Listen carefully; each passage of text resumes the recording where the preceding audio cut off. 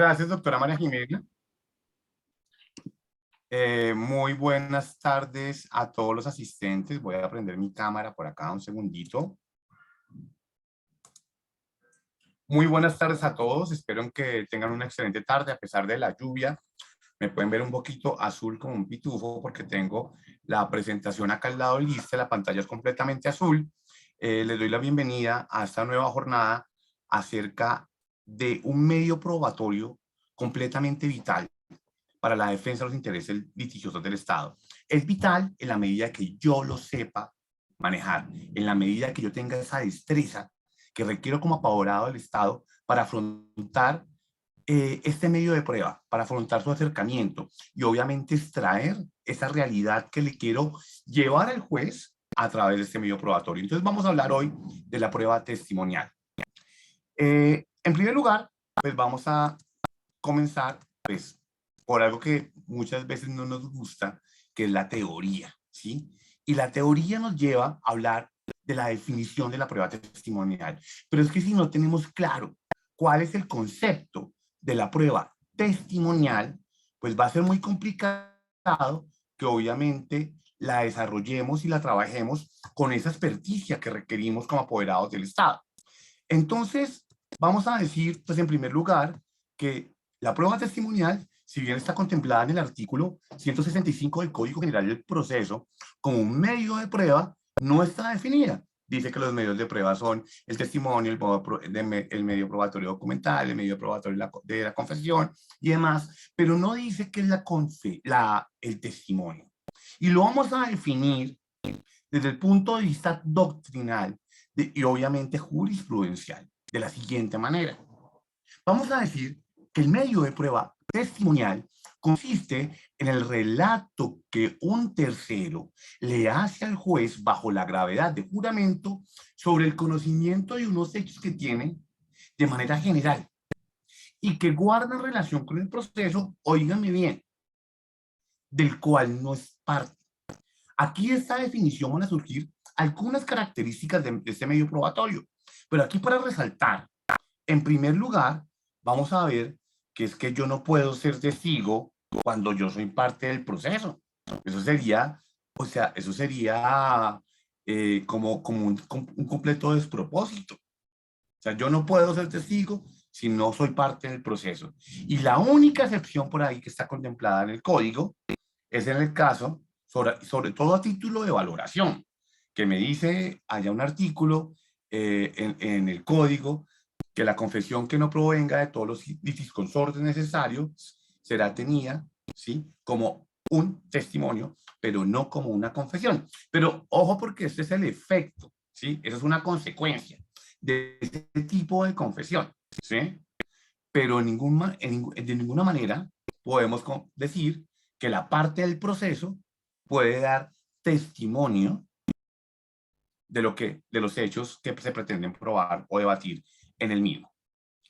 Entonces, acá, en estas características de la prueba testimonial, vamos a decir que solamente puede ser testigo una persona natural.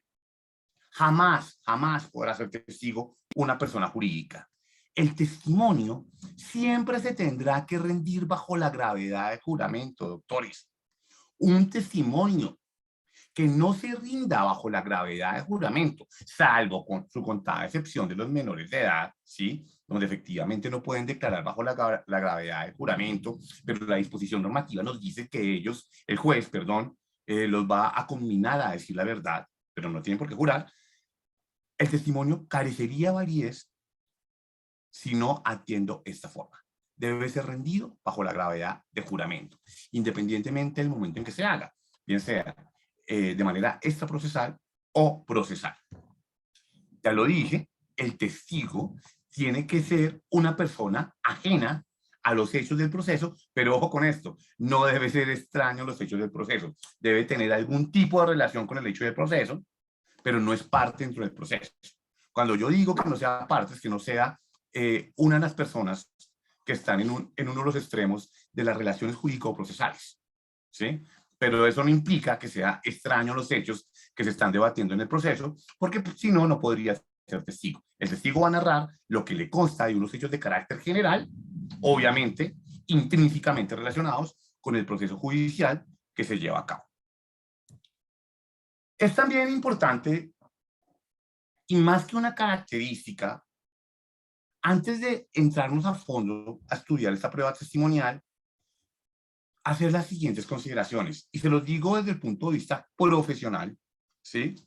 Y también personal. Y estas conclusiones llego yo, ¿sí?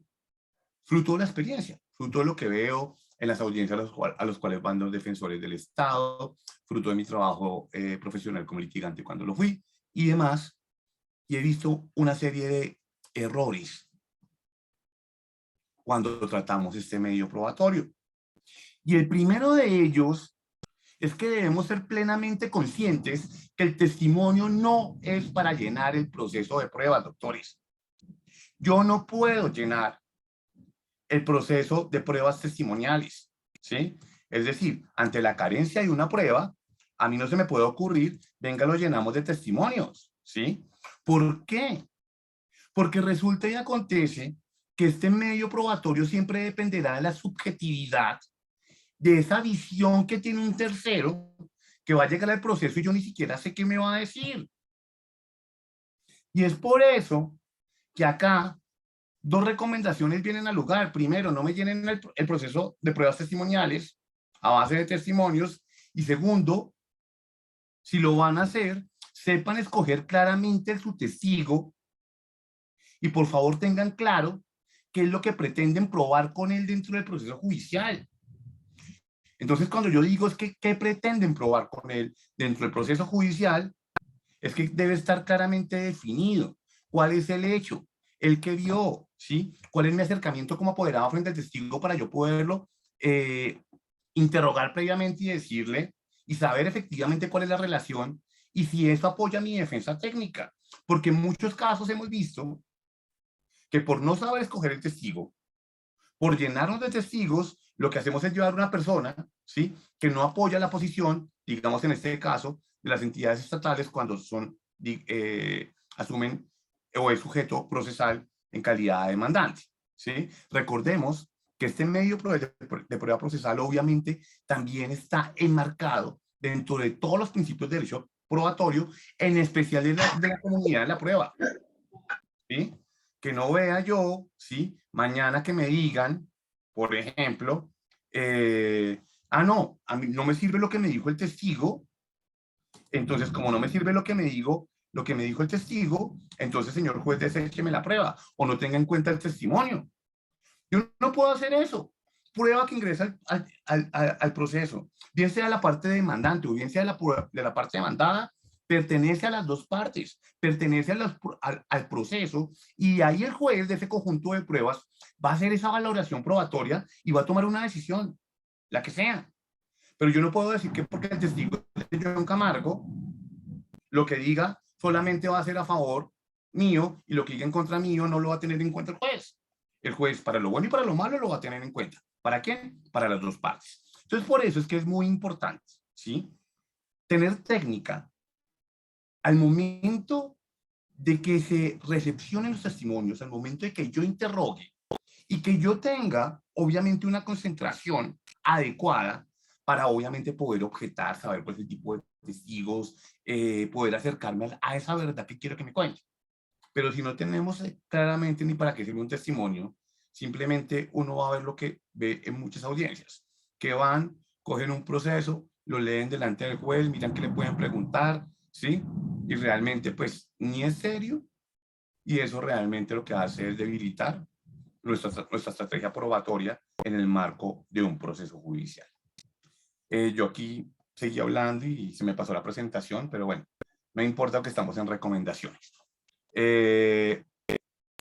Ahora bien, tengo la siguiente consideración, y es que el testigo es vital pero peligroso. Y obviamente esto se desprende de lo que les estoy diciendo, ¿sí? Porque realmente muchas veces yo ni siquiera he confrontado al testigo para saber, ¿sí?, cuál es su razón de dicho, qué le consta, cómo lo articulo entre una estrategia, y simplemente lleno personas, y ya le dije, en principio de la comunidad de la prueba, pues o puede ser que el testimonio termine, obviamente, en contra de los intereses míos como entidad pública, ¿sí? Que, porque obviamente pues, el testigo termina diciendo una cosa que yo ni siquiera sabía. Esto nos lleva a la preparación de los testigos.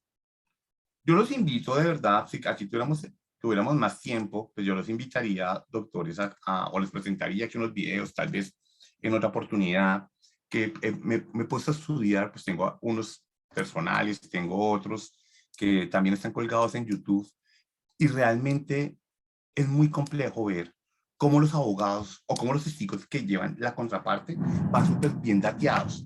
Ellos saben para qué van, tienen claros los hechos. Es decir, no, aquí no quiero obviamente adelantarme y juzgar si es que están dateados o preparados o ya tienen un argumento previamente decantado y definido. No quiero pensar en eso. Lo único que sé es que es muy diferente en muchas ocasiones ese testigo que lleva la contraparte al testigo que lleva uno y ni siquiera sabe qué le va a preguntar. ¿Sí? ¿Sabe para qué una cámara? No, ni idea. Cuando un testigo dice no, ni idea, es porque el abogado que lo llevó al proceso ni siquiera fue capaz de informarle para qué iba. Y eso no nos puede pasar, doctores. De ninguna manera puede suceder un evento de estos. Entonces, es muy importante acá el llamado a que investiguemos al testigo de manera anticipada, doctores, ¿sí? Para que obviamente logremos enervar esa verdadera relación que tiene el testigo con los hechos o el supuesto fáctico del proceso, ¿sí? No me vayan a llevar ningún testigo que ustedes previamente no hayan investigado, ¿sí? Y mucho menos vayan a asistir a a una audiencia de recepción de testimonios donde ni siquiera ustedes hayan investigado cuál es la relación del testigo de la contraparte con los hechos del proceso.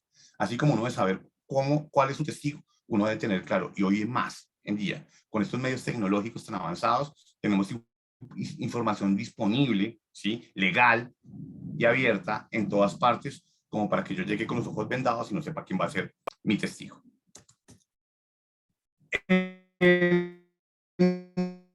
El código contencioso del procedimiento administrativo, lo contencioso administrativo, pues no van a encontrar, digamos, exegética o previamente o claramente definida en torno al testimonio. Simplemente lo relaciona con medio de prueba, dice que todas sus reglas, ¿sí? Se van a definir por lo contemplado en el Código General del Proceso. O sea que toda esta clase la vamos a enmarcar en las regulaciones establecidas en el Código General del Proceso para tal fin. También, y una cosa que antes de seguir como en materia, que me parece completamente vital decírselas, doctores, es que no me vayan a llevar un testigo para que reafirme su posición jurídica, por favor. Espero ser claro con eso que estoy diciendo, ¿sí? Yo al testigo, doctores, lo llevo es para corroborar hechos, para que me cuente circunstancias de tiempo, modo y lugar. Pero de ninguna manera puedo llevar un testigo para que le diga al señor juez cuál es el alcance de determinada norma, ¿sí? O si o con el testigo decirle cuál debe ser un criterio de imputación, cuál debe ser un concepto de violación. Yo no puedo hacer eso. Yo no puedo llevar un testigo al proceso para enseñarle derecho al juez, doctores. Yo llevo un testigo al proceso para demostrar circunstancias de tiempo, modo y lugar que están intrínsecamente relacionadas con los hechos del proceso. Entonces, por favor, no vayamos a caer como en esa falta de tecnicismo y esa falta de seriedad que me va a llevar un testigo al proceso pues, para que le enseñe derecho al juez, porque pues, no tiene ningún sentido. Yo aquí voy a estar pendiente, a mí se me pasó, y voy a hacer acá un paréntesis, preguntas que tengan en torno al testimonio. Yo voy a dar un espacio, no al final, porque si no muchas veces me da pena preguntar o se me olvidó y demás. Como que cada vez que yo termine como un espacio de temas donde yo sé que habitualmente se generan dudas, abro ese espacio, me levantan la mano, el ingeniero Jefferson, acá en la agencia, les va a habilitar el micrófono y ustedes, obviamente, prenden su micrófono me formulan la pregunta y obviamente vamos avanzando en la charla. Quien no quiera abrir el micrófono porque no quiere, por cualquier circunstancia, no le sirve el micrófono, digámoslo, me puede dejar su pregunta aquí en el chat. Yo aquí tengo mi presentación, acá tengo el chat, entonces lo puedo estar viendo perfectamente acá. Entonces yo voy a tratar de concentrarme en mi frente, que son ustedes. La presentación, si me pasa, que a veces se me pasa porque la tengo en la otra pantalla acá al lado, pues ya sabrán que es un complique manejar dos pantallas, sobre todo haciendo esta clase y estando pendientes del chat, sobre todo, porque si ustedes me levantan la mano, pues obviamente les doy el espacio para la pregunta, pero si me escriben, si no, no la podría ver. Bueno, ya haciendo esa consideración, entonces vamos a ver lo siguiente. Características del testimonio, doctores. ¿Sí? La primera característica que vamos a relacionar de este medio de prueba, ya les dije, el testimonio es un medio de prueba, no es una... Ah, no, yo no se los he dicho. Se los voy a decir ahora. ¿Sí? Es que el testimonio es un acto jurídico que debe ser conscientemente ejecutado. ¿Sí? Y es un acto jurídico porque produce efectos jurídicos. Y para que produzca efectos jurídicos, el testimonio cobra validez cuando se incorpora en el marco de un proceso. ¿Por qué hago esta claridad? Porque resulta que hoy, pues bueno, desde hace un tiempo, tenemos la posibilidad de ingresar testimonios recepcionados anteriores al proceso judicial, pues hay una regulación, lo puedo hacer ante un juez, ante un notario, ante un alcalde, pero igual los debo incorporar al proceso judicial. Y debe haber una audiencia de ratificación en caso de que el testimonio, de alguna manera, pues no haya sido recepcionado con presencia de la contraparte, y obviamente entra una audiencia de ratificación. Entonces, fíjese que si bien yo puedo recepcionar la prueba de manera anticipada, produce efectos jurídicos, es únicamente una vez yo la logre incorporar al proceso. ¿Y cómo la logro incorporar? Pues en la contestación de la demanda, usted tendrá que anunciar que por favor le acepten la prueba testimonial previamente practicada, o sea, este proceso, para que efectivamente se produzca la audiencia de ratificación si hay lugar a ello. Pero miren este tema tan importante, que sea un acto jurídico, ¿sí? Si usted no hace toda esa vuelta, pues obviamente el testimonio no va a producir efectos jurídicos. Por eso, tiene que ver con la tercera característica, pero que me desordene un poquito, que es que el testimonio es un medio de prueba judicial y no es fuente de prueba. ¿Por qué es un medio de prueba judicial? Porque es la manera que yo incorporo un conocimiento de circunstancias al proceso judicial y únicamente tendrá valor en la medida que yo lo logre llevar al proceso judicial. Entonces el testimonio como prueba no termina siendo fuente como algunas personas creen, sino es un medio de prueba. Es un acto inminentemente procesal, porque así digamos que la prueba es de carácter extraprocesal, únicamente produce efectos. Uy, me están diciendo que no sé la presentación. Gracias, ¿desde ahora o desde antes? ¿O nunca la han visto? No, señor, no la hemos visto. Uy, eso es mala cosa, doctores. Eso sí me tienen que avisar. Ahora sí ya se ve. Pero bueno, entonces vamos a hacer una cosa. Igual como le vamos a mandar la presentación a través de la comunidad jurídica a todos, ¿sí? No se van a perder de nada, porque me imagino que ya me han puesto atención a todo lo que he dicho. ¿Estamos? Ahora sí pueden ver mi presentación. Entonces, pero antes puse la presentación y ahora yo no veo mi chat. Un segundito, porque aquí me pasó algo y es que no estoy bien. Quiero abrir el chat. Entonces, porque me parece completamente relevante. Porque si no, no puedo obviamente contestar las preguntas que vayan a hacer por ahí. Bueno, entonces llegamos a las características del testimonio. Y vamos a decir que el testimonio es una prueba, primero, indirecta. ¿Por qué es una prueba indirecta, doctores? Porque resulta que el conocimiento que se va a llevar el juez se lo va a llevar a través de otro. Si bien hay un principio de inmediación, el juez obviamente, sea la audiencia presencial hoy en día virtual, va a estar pendiente y obviamente va a sacar, ¿sí?, esa verdad del testigo y va a comprobar efectivamente que le constan o no le constan los hechos. Es una prueba indirecta porque es que lo que lleva el testigo fue lo que presenció, no lo que está evidenciando de manera directa el juez, como puede ser una prueba documental. La prueba documental el juez la tiene acá, ¿sí? El juez se va a llevar un imaginario de lo que sucedió en el supuesto fáctico que nos lleva a la controversia, es a través de la boca de otro. Entonces, por eso es una prueba indirecta. Es una prueba personal, doctores, una prueba personal, porque es que yo no puedo delegar la declaración, yo no puedo delegarle a alguien, oiga, Pepito, vaya y rinda el testimonio por mí. No, no se puede delegar en ningún aspecto, ¿sí? En la clase pasada alguien me preguntaba, ay, pero es que el presidente, el vicepresidente pueden delegar. Y dije, de ninguna manera, no sé dónde lo habrán sacado. ¿Mm?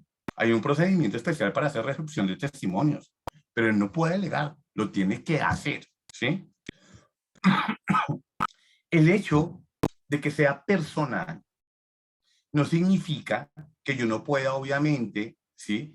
A través de un despacho comisorio, garantizar la recepción del medio probatorio, porque obviamente, digamos que el despacho comisorio, digamos, tendría todos los efectos y tendría todas las circunstancias de tiempo, forma y lugar para que yo pueda recepcionar e ingresar ese testimonio al proceso de manera legal. Es una prueba representativa histórica. ¿Por qué representativa? Porque, les repito, van a llegar al proceso unas circunstancias de tiempo, modo y lugar, ¿sí? Contadas por un tercero que tuvo relación habitualmente, voy a decir habitualmente, hay un caso en que no necesariamente tiene relación, ¿sí? E histórica con los hechos del proceso. ¿Por qué es histórica? Porque es pasado. El testigo siempre me va a narrar para atrás qué fue lo que él presenció, qué fue lo que él vio, ¿sí? Pero nunca obviamente se le va a permitir hacer una deducción futura y rara vez me va a poder obviamente contar hechos presentes. Digo, rara vez. ¿Mm?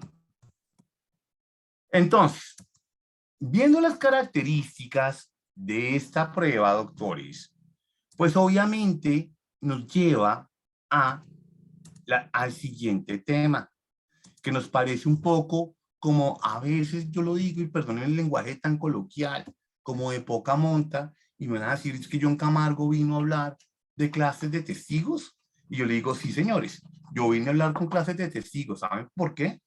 Porque si usted no tiene clara la clase de testigos, usted jamás podrá en los alegatos de conclusión decirle al juez o hacer esa inferencia que usted tiene que hacer en los alegatos de conclusión de qué se logró probar, qué debe valorar, qué no debe valorar y cómo debe ser este tipo de graduación en la valoración probatoria si usted no tiene claro cuál es el testigo que me llevaron en el proceso. Entonces, muchas veces, y lo que yo he visto, pues no todos, es que tenemos una confusión muy grande en el tema del testigo, ¿sí? En la manera como se valoran los testigos y pues ahí, pues obviamente, sí tenemos un problema. ¿Un problema por qué? Porque simplemente me va a llevar, ¿sí? Una serie de personas al proceso y si yo no sé decirle al juez, ¿sí? ¿Qué tipo de testigo es, ¿sí? Si el juez no cayó en cuenta, si yo no le resté no le dije al juez que hay que restarle valoración probatoria, pues de nada me sirve todo lo que yo haga porque realmente no voy a lograr hacer ese match que requiero con el tipo de testigos. Vamos a hablar que dentro de la clase de testigos tenemos, uy, se me fue la presentación, no, se me fue, no les he puesto la presentación de los testigos. Tenemos tres tipos de testigos, doctores. El primero de ellos, ya le respondo la pregunta, Jesús, doctor Jesús. El primero se me fue la palabra. La primera clase de testigo es el testigo común, ¿sí? Es el testigo común, la persona común y corriente, ¿sí? Que va a declarar y va a ingresar al proceso sobre circunstancias de tiempo, modo y lugar en que ocurrió o tuvo conocimiento de un hecho. O sea, cualquier persona, John Camargo, se enteró de algo, vio algo, ¿sí? Presenció algo. Yo sé que John Camargo, ¿sí? Tiene relación directa con relación indirecta o directa con el supuesto que pasó, que generó un conflicto entre dos partes y va y cuenta lo que sabe. O sea, este es el 98-99% de los testigos. Punto. Tenemos un testigo que es el famoso testigo de Odías. En la clase pasada me decían, ¿sí?, que el testigo de Odías no tiene ningún tipo de valor. Digo, no, eso no es cierto, eso es mentira. El testigo de Odías sí tiene valor. Lo que pasa es que su valor es relativo. Y en que usted lo sepa manejar, y en que usted sepa echar la mano en su momento y decirle al señor juez, oiga, señor juez, tenga presente que el señor Pepito Pérez es un testigo de oídas, ¿sí? Y usted también en los alegatos de conclusión, independientemente de lo que el testigo de oídas haya dicho, tiene que hacer hincapié en que el valor probatorio de ese medio probatorio es de carácter relativo, pues usted tiene que hacer ese match y tiene que hacer esa inferencia respecto a lo que el testigo de Odías contó. Porque si usted deja pasar el testigo de Odías por alto, pues puede ser que entre un mundo de pruebas le den la valoración plena como si fuera un testigo común. No, señor, su merced me levanta la mano y me tiene que decir, señor juez, él es un testigo de Odías. ¿Estamos? Y llega acá, yo creo que una de las mayores confusiones que yo he visto, ¿sí?, en el tema de la prueba testimonial, tiene que ver con el testigo técnico y con el testigo experto. Porque no sabemos qué es testigo técnico, no sabemos qué es testigo experto, y lo peor aún, lo confundimos con un perito. Entonces vamos a ver y vamos a explicar esto, ¿sí?, para que no nos llegue a pasar. El testigo técnico es aquella persona que posee conocimientos especiales de una ciencia o arte, lo voy a repetir literal como está acá, y al narrar unos hechos se vale de ellos para explicarlo. ¿Qué pasa acá? Pensemos en el siguiente ejemplo. Yo, John Camargo, soy ingeniero civil. ¿Mm? Un día me asomé por el balcón acá de mi casa y vi al frente de la avenida que hubo un accidente. No sé, se me ocurre, estoy aquí ajustando un ejemplo a cualquier cosa. Yo he pasado por el frente de la montaña 20 veces y sé efectivamente que yo decía, uy, esta calle tiene un desnivel, aquí va a haber un accidente, bla, bla, bla, aquí no hay visión cuando va en la curva, lo que sea. ¿Qué va a pasar acá? Cuando John Camargo, por cualquier circunstancia, lo llamen al proceso, él va a contar, que pues el juez obviamente lo va a combinar a que diga, ¿sí?, que conoce, porque está ahí, ¿sí? Y vamos a preguntar. Cuando a mí me pregunten, bueno, nárreme qué fue lo que sucedió, sé que le consta, yo voy a, y ya, obviamente me tomaron generales de ley, yo dije que yo soy ingeniero civil y demás, yo cuando vaya a hacer mi narración, o cuando vaya a hacer toda la narrativa de lo que yo vi, probablemente vaya a recurrir a un lenguaje especializado. ¿Por qué? Un lenguaje especializado que me lo da mi profesión y mi experiencia. Entonces yo le voy a decir al señor juez, resulta y acontece que yo el día 20 de octubre del año 2021 estaba tomándome un café en el balcón de mi casa, ¿sí?, cuando de repente vi un choque de tal magnitud, ¿sí? Yo sí tenía claro en algún momento, porque vivo acá, ¿sí?, que ese accidente se podía producir o tenía mucho cuidado cuando yo conducía, porque realmente hay un desnivel que quedó en la carretera. Adicionalmente, al no tener semáforo la vía, ¿sí?, era claro que los carros podrían perder visibilidad, porque si venían de un ángulo tal, perdían la visibilidad de determinado ángulo, bla, bla, bla, bla, bla, bla, y probablemente siempre tuve en cuenta eso al momento de pasar para entrar a mi casa. Mire esto, yo simplemente estoy narrando lo mismo que narraría el John Camargo abogado. Ahora, John Camargo abogado, ¿qué diría? ¿Sí?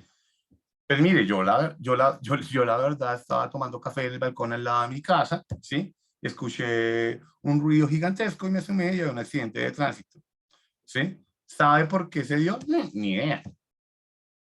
No tengo ni idea, ¿sí? Se chocaron, punto. ¿Quién tuvo la culpa? No sé, pues podría contar algo, o sea, decir, sí, yo vi que el señor venía a alta velocidad o no sé, o vi que no llevaba las luces prendidas, cualquier cosa que pudiera evidenciar yo desde mi inexperiencia, inexperticia e ignorancia, ¿sí?, en la materia. Pero si yo fuera ingeniero civil, probablemente contaría ese accidente de otra manera. Y resulta y acontece que, y ahora se los estoy contando en un ejemplo sencillo, ¿no? O sea, sencillo el ejemplo que estoy llevando, trayendo acá. Porque obviamente el testigo técnico yo me lo voy a llevar, obviamente, para unos procesos mucho más complejos. O la idea es que yo me lo lleve para unos procesos más complejos y que yo logre sacar el máximo provecho de ese testigo técnico. ¿Por qué? Porque si bien al testigo técnico no se le permite hacer ningún juicio de carácter deductivo, él sí al momento de relatar el hecho nos puede dar unos elementos de carácter, obviamente técnico, perdón la redundancia, que nos permiten acercarnos de manera más detallada y especializada a esa verdad que esperamos sacar con esa persona. Pero mire que el testigo técnico es cualquiera.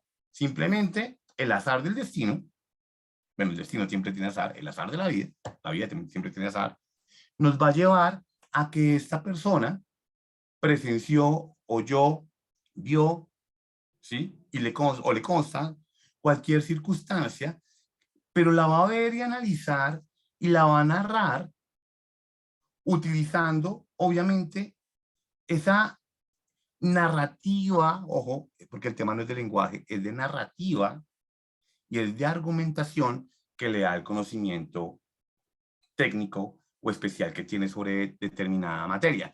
¿Por qué siempre digo que no son la palabra? Porque siempre digo que no es el lenguaje. Ustedes habrán dicho, me imagino que habrán escuchado como un dicho, es que todo el mundo se cree abogado, es que todo el mundo se cree médico, claro, sí, porque hoy en día, no sé, los medios de comunicación, el acceso a las redes, el acceso a tanta información, la gente hoy en día se cree especialista en cualquier cosa, ¿sí? Entonces, es muy importante, el testigo técnico no lo hace el lenguaje, al testigo técnico lo hace el conocimiento. Y ese conocimiento adquiere una verdadera importancia cuando yo, al narrar los hechos que a mí me constan, hago uso de ese conocimiento para nutrir mi relato. Entonces, fíjense, importante. Es importante, claro que es importante el testigo técnico, porque al momento de hacer mis alegatos de conclusión, pues claramente voy a decir, señor juez, este no es un testigo común y corriente, no es un testigo de oídas, es un testigo de carácter técnico, que en el marco de su relato, en su narrativa, en su argumentación, ¿sí? Nos dijo esto y esto y esto y esto.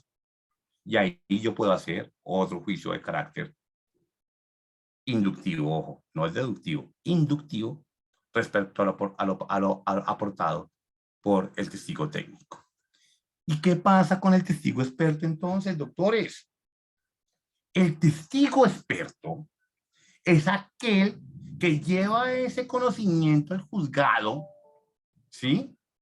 De una ciencia sin hacer juicios de valor. Pero ojo con una cosa, el testigo experto es ajeno a los hechos del proceso. Es decir, yo tengo un testigo experto cuando simplemente llamo a John Camargo y le digo, por favor, lo necesito en este proceso judicial para que usted me cuente, ejemplo, un procedimiento, una práctica, ¿sí? Que una costumbre, ¿sí? Que evidencie que de repente lo que otra persona hizo estuvo mal o estuvo bien. Pero ojo, porque al testigo experto jamás se le permite hacer juicios de valor. O sea, yo simplemente puedo llegar, y lo pongo un ejemplo en un proceso de responsabilidad médica. Tenemos un proceso de responsabilidad médica donde de repente, digamos, está en debate si una cirugía X le causó la muerte a una persona, ¿sí? De manera directa, es decir, que hubo un nexo causal entre la cirugía y la muerte, ejemplo, ¿sí? Entonces yo puedo llevar a un médico experto. Cuando yo utilizo el testigo experto, por esa, primero, cuando yo no tengo plata para un perito, por ejemplo, yo puedo acudir a conseguir un testigo experto en una entidad amiga, en una asociación, en un gremio.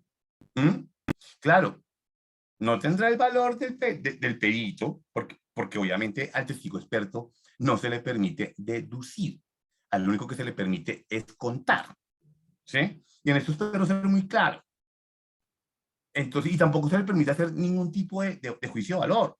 Entonces, siempre, si yo llamo a un médico en calidad de testigo experto, ejemplo, él me va a contar, yo le puedo preguntar como abogado, cuénteme cómo son las prácticas, cuénteme cuál es el diagnóstico que llevan a hacer tal cirugía, ¿sí? Cuénteme cuáles son los riesgos, ¿sí? Una persona que sufría de XXXXX necesariamente se puede morir, no sé, no quiero comenzar aquí a formular preguntas, digamos, sin sentido, pero la idea es que yo quiero sacar un conocimiento sin que me deduzca sobre el supuesto fáctico que me lleva a la controversia, ¿sí? O sea, yo al testigo experto no le puedo decir, ¿usted cree que Pepito Pérez se murió por la cirugía? No. Lo que puedo hacer es un tipo de preguntas como en la praxis, cuál es el riesgo, si una persona se puede morir por A, por B o por C, ¿sí? Pero no le puedo, obviamente, porque si no, tendría la calidad de perito. Y obviamente, recordemos, el testigo jamás puede emitir juicios de valor. No sé si con esto soy claro, siempre se presentan muchas confusiones y yo quiero que le voy a dar la mano como a los participantes, que le voy a, le voy a dar la mano. Decimos, otra vez les daré la mano, les voy a dar la oportunidad que me levanten la mano y ya les respondo las preguntas sobre estos temas a todos los que deseen participar, ¿sí? Entonces, Jefferson va a estar ahí pendiente, quien levanta la mano le va a abrir el micrófono para que ustedes hagan sus preguntas y yo, sin embargo, pues voy a estar pendiente de repente si alguno me escribe por el chat. ¿Estamos de acuerdo? Entonces, aquí me están diciendo, la doctora Maribel, los peritos de la Junta Médica son testigos técnicos o son expertos. Doctor, o sea, a ver, estamos hablando de un medio de prueba testimonial, ¿sí? Y la persona podría tener dos calidades según cómo me llegue al proceso. Si yo, por ejemplo, voy a presentar como prueba una prueba pericial y voy a llevar un perito y voy a llevar un dictamen pericial y el juez me lo aprueba, ¿sí? Y pueden ser algunos de los peritos de la Junta Médica, pues va en calidad de perito. Espero estarle contestando y espero que digamos que en ese sentido la pregunta, porque me parece un poco confusa, ¿sí? ¿Por qué? Porque él va a llegar al despacho judicial, va obviamente a hacer un juicio de valor respecto a los hechos y va a sacar una conclusión a raíz de su experiencia. Entonces ahí sería un perito. ¿Mm? Pero ojo, porque mire una cosa importante, el perito, a él no le consta nada de lo que pasó en el proceso. El perito es completamente ajeno al proceso. Por eso es perito. ¿Sí? Pero mire la diferencia. Si el miembro de la Junta Médica por alguna circunstancia se entera de algo, yo lo puedo llamar en calidad de testigo. Si él al narrarme unas circunstancias de tiempo, modo, lugar, utiliza un lenguaje o un conocimiento especializado al hacer su narración, será testigo técnico. Ahora, si él no tiene relación con los hechos del proceso, pero únicamente va a informar al juzgado los detalles de una ciencia, los detalles de una práctica, la manera como se hacen unas cosas, tendrá la calidad de testigo experto. Entonces, digamos que podría tener cualquiera de las tres calidades dependiendo del medio probatorio con del cual estemos comentando. No sé si soy claro con el tema. Yo aquí no veo manos levantadas, doctores, todos quedó. Ay, sí, hay dos manos levantadas. Tres, vamos a darle la palabra así. Doctor Jesús Gerardo, cuénteme. Doctor Gerardo, prenda el micrófono, por favor. Ya lo puede prender el micrófono en su computador. Perfecto, listo. Listo, Doctor, doctor. yo formulé la pregunta relacionada con la declaración extrajuicio que generalmente los convivientes presentan ante el juzgado con la demanda en la que quienes firman dicha declaración extrajuicio de convivencia son el demandante y su compañera permanente. Sí. Tengo entendido que esa declaración extrajuicio ante notario no tiene una tarifa probatoria, eh, tampoco requiere la ratificación del 222, Sí. pero tengo entendido que si se pretende hacer valer como prueba testimonial, no reúne los requisitos de esa prueba testimonial. ¿Cómo la desvirtuó? Mm. Varias cosas, ¿no? Y también tenemos que ver cuál es el tipo de declaración extrajuicio que están llevando. ¿Mm? Porque mire que podría tener el valor de una prueba documental, ¿cierto? Sí, Porque señor. no es testimonio. Porque si es una prueba, por ejemplo, de mera convivencia, ¿sí? Donde las dos partes van y dicen, llevamos 10 años conviviendo juntos, pues no tiene valor de testimonio de autor, porque es que el testimonio debe ser una declaración de quién? De un tercero, ¿cierto? O sea, el testimonio jamás puede venir de una persona que sea parte del proceso judicial. ¿Estamos claros ahí? Correcto. Entonces yo creo que eso es como la principal característica, doctor, porque es que si la prueba viene de la misma persona con la cual, o sea, es decir, si mi contraparte quiere que la declaración le valga como testimonio, es su declaración, ¿sí? Pero eso no tiene ningún tipo de valor de prueba testimonial. Ahora, y no tiene porque es que no proviene de un tercero. Es que es tan sencillo como eso. O sea, no veo cómo lo logren dar valor probatorio a una declaración extrajuicio, porque es que la declaración extrajuicio está lejos de ser una prueba testimonial. La prueba testimonial, si bien comparte algunos puntos, como que tiene que ser rendida bajo la gravedad de juramento y demás, fíjense que la prueba testimonial tiene unas formalidades, ¿no? Que pues hay que preguntar como digamos, como en forma de embudo, donde el juez, el notario o la autoridad competente preguntará de menos a más, ¿sí? Debe participar la contraparte. No es necesario que participe en la prueba extrajudicial, pero por lo menos para que la persona me ingrese ese testimonio al proceso, tiene que solicitarle al juez una audiencia de ratificación del testimonio. O sea que esa persona tiene que volver al proceso, ojo, siempre y cuando sea un tercero, ¿no? Porque la contraparte yo la tengo ahí. A le tocará rendir una declaración de parte, un interrogatorio de parte, pero no un testimonio, ¿sí?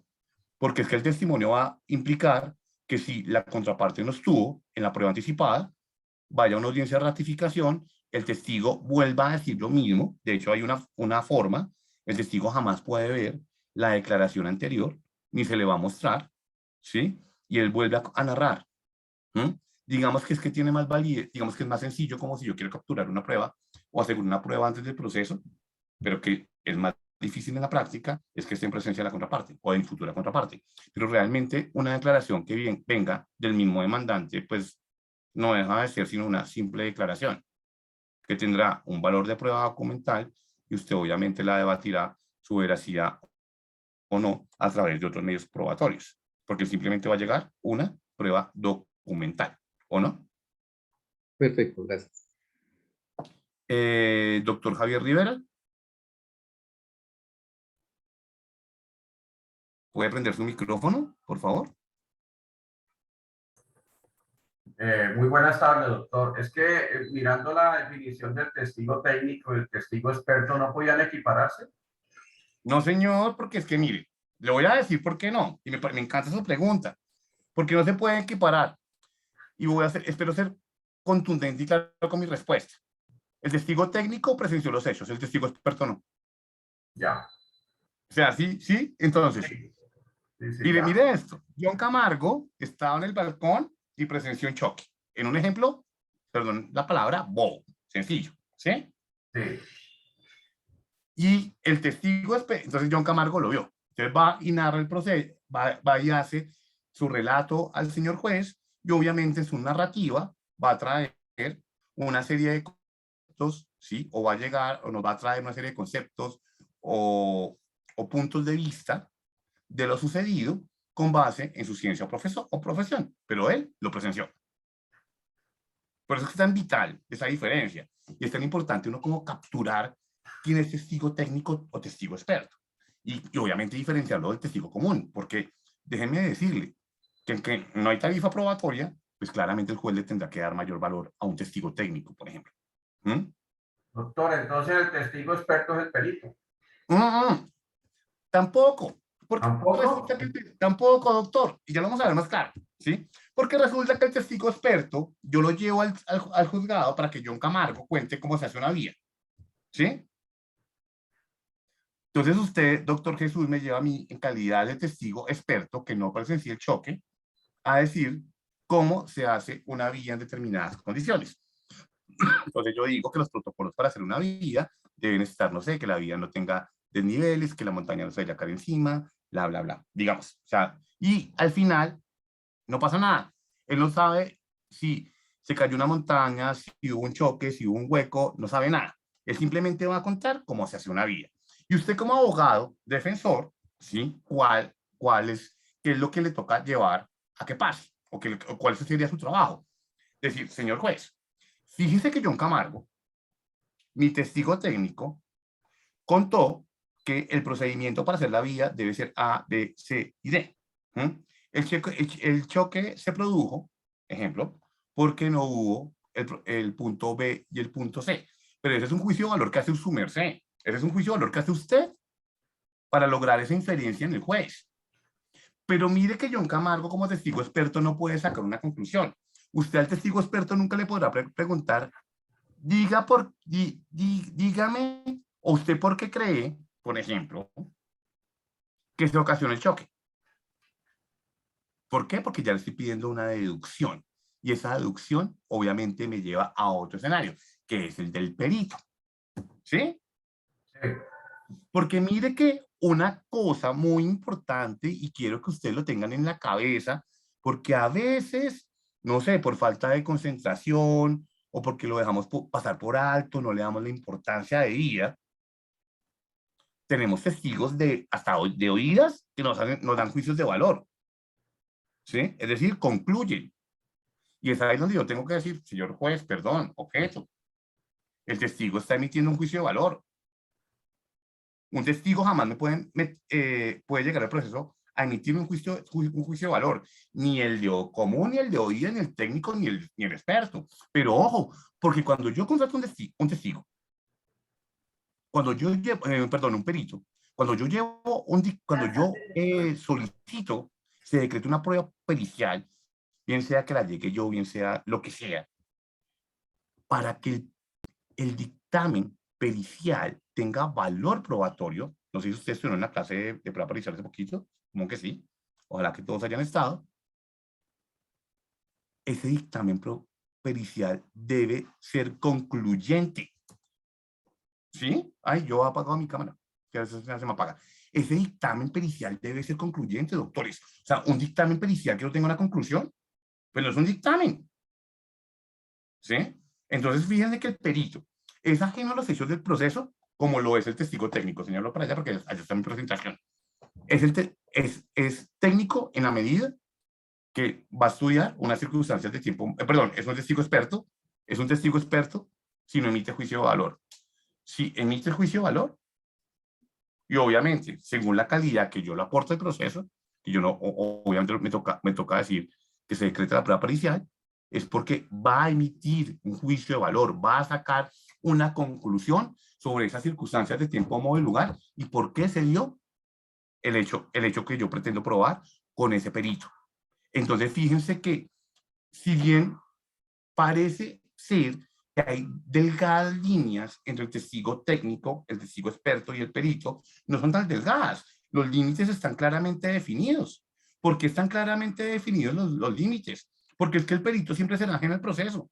Entonces me dice, entonces un testigo experto. No, tampoco es experto porque el testigo experto no me puede dar un juicio de carácter deductivo, ni me puede emitir conclusiones respecto del supuesto fáctico que se establece en el proceso, pero lo que sí puede hacer el perito, que es ajeno al proceso, el testigo vale, el perito vale por la conclusión que saca.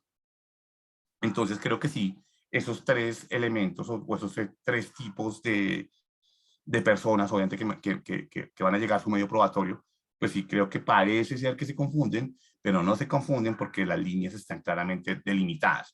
Pero para eso tenemos que tener la cara, ¿sí? Para eso tenemos que tener claro cuándo es el testigo técnico, cuándo es un testigo experto, cuándo es un perito, porque el perito no me puede dejar sin conclusión el dictamen pericial, porque no puedo dejar que el testigo técnico me concluya, ¿sí? Porque no puedo dejar que el testigo experto tampoco me concluya. Eso es importante tenerlo en cuenta. Entonces, digamos que por eso, muchas veces, y lo he visto en clases presenciales, que uno habla de testigos, de clases de testigos, y la gente dice, oh, esto es como una clase de derecho probatorio de tercer año de derecho. Y resulta que efectivamente parece que todos pasamos por alto esa clase, porque llegamos al punto donde las líneas parecen confundirse y realmente es vital saberlos clasificar para poder determinar cuáles son los límites y las consecuencias legales que eso produce, ¿no? Entonces, digamos, no sé si con eso queda clara mi respuesta, doctor Javier. Sí, doctor, muchas gracias. Bueno, la doctora Juliana. Doctora Juliana. Doctora Juliana, le pido el favor que prenda su micrófono, por favor. O si no, no la podemos escuchar. Doctora Juliana, mientras que la doctora Juliana está ahí, yo voy a contestar otras preguntas, porque la doctora Juliana tiene levantada la mano, pero no me ha preguntado nada. La doctora Sandra pregunta, ¿cómo puedo introducir al proceso la prueba testimonial de un testigo de oídas? Sencillo, pide al juez que se la decrete. Usted en la contestación de la demanda o en la presentación de la demanda, según la parte procesal que represente, usted le va a decir al juez, ¿sí? Tómese la declaración de John Camargo. No le va a decir que es en calidad de testigo de oídas, ¿no? Le va a decir, ¿no? Como testigo de tal cosa. Allá dentro del proceso judicial, ¿sí? En la audiencia de pruebas de recepción del testimonio, allá pues se van a dar cuenta que es un testigo de oídas. Pero pues obviamente el juez no se lo va a prohibir, ¿no? Pero no lo tiene ni por qué enunciar. Doctora Juliana, ya vi que prendió el micrófono. Hágame la pregunta. Doctor John, buenas tardes. Básicamente son dos aspectos que quisiera precisar. Lo que pasa es que tengo un proceso en particular y pues según lo que acabo de entender, el perito no debe saber nada de lo que pasó dentro del proceso. Ojo, doctora. Es Ok. extraño a los hechos del proceso. Ok. O sea, a él no le consta de manera directa el proceso. Pero claro, el perito debe saber qué pasó. O sea, es decir, el perito debe saber a qué va y debe saber el fundamento fáctico que lo lleva o lo que yo pretendo sacar del perito, ¿no? Porque él tiene que tomar la conclusión. O sea, pues el perito no aparece de la nada. O sea, cuando digo que es extraño, es porque no presenció, ¿sí? Ok, perfecto. Y mi segunda pregunta está dirigida a que si bien tengo un proceso donde ocurrió un hecho específico que es objeto de litigio, el momento, digamos, del objeto de litigio fue grabado por una cámara de seguridad y los peritos, digamos, los peritos no, las personas que hicieron la asesoría técnica para establecer la defensa de la entidad vieron ese video y algunos de ellos van a ir como testigos dentro del proceso. Para el efecto, ellos vendrían siendo un testigo técnico o testigo experto, porque pues básicamente ellos tienen un conocimiento específico, especializado, pero digamos no sabría cómo identificarlos. A ver, ¿usted qué pretende con ellos? Que poner en conocimiento un proceso específico de la entidad, pero O sea, pues digamos no, una pregunta. Yo no quiero emitir. preguntarle no, déjame preguntar, doctor, un segundito, déjame preguntarle, a ver si logro entender. Tengo un grupo de personas que son conocedores de una práctica, ¿cierto? Sí, señor. O ellos van a contar lo que vieron en las cámaras. No, esa no es la idea. Ok, perfecto, listo. No van a contar eso, ¿sí? O sea que yo no le voy a preguntar, dígame cómo es cierto, si le consta sí o no que la cámara estaba apagada a tal hora. Eso no no lo van a decir, No, no ¿sí? lo van a decir. O no le Ajá. van a decir, dígame cómo es cierto que en el video a las 8 de la noche había un personaje por ahí rondando. Eso no lo van a decir, ¿no? No lo van a decir. ¿Qué No, van a decir? ¿Cuáles son los protocolos? exacto. Si van a decir cuáles son los protocolos, su testigo es un testigo experto. Perfecto, Y mire que el testigo experto es vital, ¿o no? claro. Claro, ¿lo podría hacer con un perito? Sí, cierto. Ujú, se Sí, podría. pero mire la diferencia.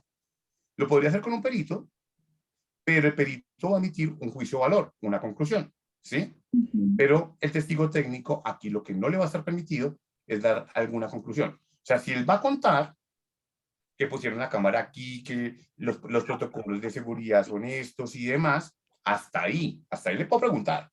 ¿Mm? Yo no le puedo preguntar en ningún punto dónde falló. O sea, no, hasta ahí no. Perfecto, doctor, muchísimas Pero gracias. este testigo es clave, Sí. completamente clave. Y fíjese que por fortuna usted lo tiene, ¿sí? Ujú. Pero si no lo tuviera, probablemente le hubiera tocado recurrir a otra entidad. ¿Mm? Y si no lo Sí, consiguiera, probablemente le hubiera tocado contratar un perito. Pero me parece, mire, su pregunta es valiosísima para esta clase. Porque digamos que, claro, yo armo unos supuestos acá muy sencillos y muy básicos, pero que no son tan básicos, por ejemplo, en procesos como los que usted llevan, porque el proceso que usted lleva, el testigo experto de esa declaración, supongo que va a ser de una importancia probatoria y vital para las resultas de ese proceso judicial. así es, doctor. Listo, doctora, muchísimas gracias. ¿Otra pregunta? No. Muchas gracias, doctor. No, no, no, a usted. Luego viene otra pregunta. Voy a apagar mi cámara porque es que me está dando la luz de la otra pantalla y no estoy leyendo muy bien lo que me están diciendo. La doctora Claudia me pregunta en qué momento el testigo de referencia tiene validez al interior del proceso. Además, el testigo técnico, usted, doctora, es que quisiera saber a qué se hace, a qué hace referencia con el testigo de referencia. ¿Al testigo común? No sé, doctora Claudia, si me pudiera aclarar eso para yo poderle contestar bien su pregunta. Me la puede escribir si quiere, doctora.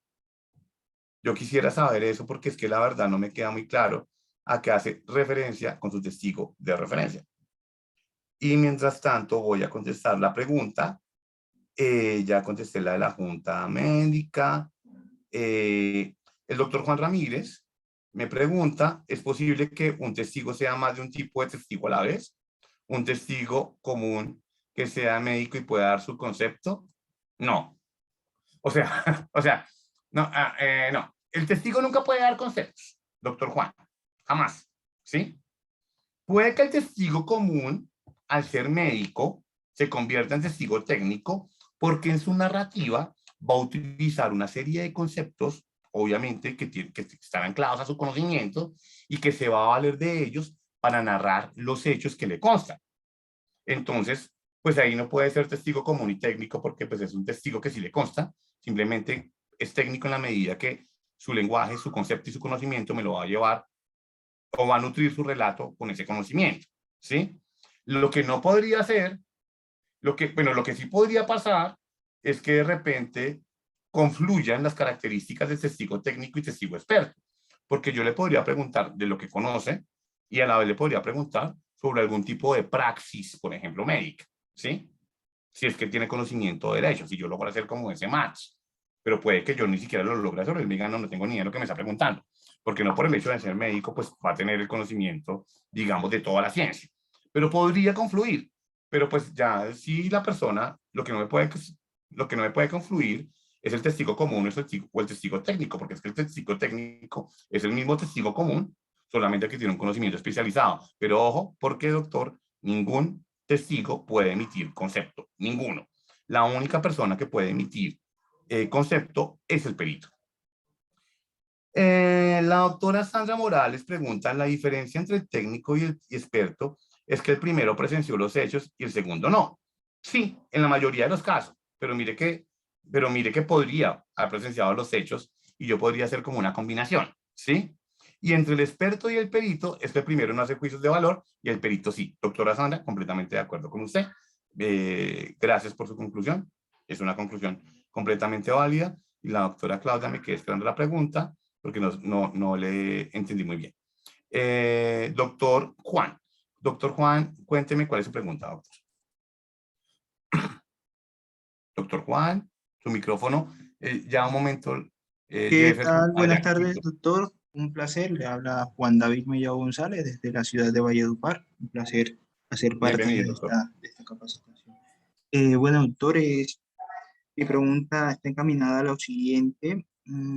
Fue una situación bastante particular. Hace poco, en medio de una diligencia, en una audiencia de carácter laboral, en la cual se practicaba una prueba de este tipo y, a ver, de pronto los contextualizo un poco. Se trataba pues de una persona que en estos momentos tiene una pensión por invalidez por un accidente de trabajo. La Sí. AFP, perdón, la ARL ha Ujú. demandado dicha calificación, pues sosteniendo que se trata o que la persona ha sufrido un accidente de origen común y que como tal la AFP es quien debe asumir Ya entendí. eh, el pago de la pensión, ¿cierto? Entonces, Sí. la ARL en esta audiencia ha llamado como testigo a uno de los médicos eh, que en algún momento pues brindó el concepto en cuanto a la valoración médica que se le practicó a este señor, pero pues en la forma en cómo se le fue evaluando, en cómo se le fue preguntando por parte del apoderado judicial de la ARL, quien fue quien llamó pues a este testigo, se hizo más como una especie de ¿Dictamen sustentación de algo. pericial o algo Sí, así? sí, señor. Entonces, en ese caso, sí podríamos estar hablando de pronto de la presencia de un testigo técnico No, o... no, o sea, mire, doctor Juan, o sea, le entiendo el tema, ¿sí? Sí, O señor. sea, yo en esa audiencia lo que tuve que era objetado y haber callado al testigo. Ok, O sea, esa es como la técnica que yo necesito. Por ejemplo, si yo voy en calidad de médico y digo, no, sí, es que el señor llegó así y saca una conclusión, ¿sí? sí. Es diferente que yo cuente por qué saqué la conclusión. Pero si yo vuelvo a seguir concluyendo y a seguir deduciendo sobre los hechos que se debaten en el proceso, pues realmente ahí es donde uno tiene que levantar la mano y decir, pues, señor juez, eres un testigo, a él no le está dado a sacar conclusiones dentro del proceso judicial, Ok, ¿sí? Él sí, lo que sí señor. podría contar, que es diferente será, él podría ser en calidad de testigo experto decir, mire, no hablando del caso particular, hablamos de casos de carácter general, normalmente las personas que sufren esto, se ha establecido en la praxis médica o en la ciencia médica a través de los protocolos que esas enfermedades son ocasionadas, no son de carácter laboral, sino son de carácter común. Punto, sin entrar al punto. Pero Vale. que me venga a decir en calidad de testigo que es que Pepito Pérez, la enfermedad que tiene es de carácter, es de carácter, ¿cómo fue la palabra? En este Eh, caso, que no es común, laboral, ¿sí? ¿sí? Sino es una enfermedad de carácter común, pues es que eso no lo tiene por qué decir eso, es para eso está el juez. Ok, Diferente es que llegue en calidad de perito. vale, doctor, sí, señor. Ahora, él puede ser, ahora, siempre podrá ser testigo, porque él puede decir, usted, ¿por qué, qué hizo para tomar esa decisión? Y él puede contar. Yo verifiqué esto y verifiqué esto. Punto. Verifiqué. Hacia pasado. Ojo con esto porque es que ya no hemos visto una cosa que creo que les va a quedar más claro. ¿Sí? Él siempre va a hablar de pasado. Yo hice, yo verifiqué, ¿sí? Yo A, yo B. Pero ojo, el hecho de que no pueda hacer juicios de carácter deductivo, no puede emitir juicios futuros, como si lo puede hacer el perito. Pero yo ya les voy a mostrar una tabla para que nos quede como más claro. Pero digamos que ahí el tema y la importancia era en la objeción. Señor Ok, juez, objeto. El testigo está sacando juicios de carácter deductivo y él es un testigo. Y el juez le dirá al lugar, por favor, reformule su respuesta. ok, doctor, sí, señor. Vale, Porque usted muchísimas al gracias. final, ya no tiene gatos, pues, le tocará hacer como, pues ya el juez lo escuchó, usted lo que no tiene que dejar es que el juez escuche, Ok, ¿sí? Porque usted, pues, es decir, usted al final en los alegatos, usted dejó hablar, o usted, o el que sea, dejó hablar, la persona que sea, dejó hablar al testigo técnico, al testigo, lo hizo, digamos, el apoderado, quien haya sido, no objetó la respuesta, ¿sí? Sí, señor. O no advirtió, pues obviamente la persona que estaba haciendo la narración, el relato, pues terminó diciendo lo que le pareció, y eso le queda en la cabeza al juez, ¿sí?